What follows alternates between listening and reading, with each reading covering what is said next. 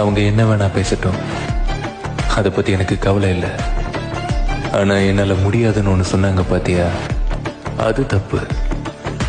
அதை அவங்க சொல்லியிருக்க கூடாது. முடியாதுன்ற வார்த்தை அது என்னை தடுக்க முடியாதான்ற கேள்வியாக மட்டும்தான் இருக்கணும்.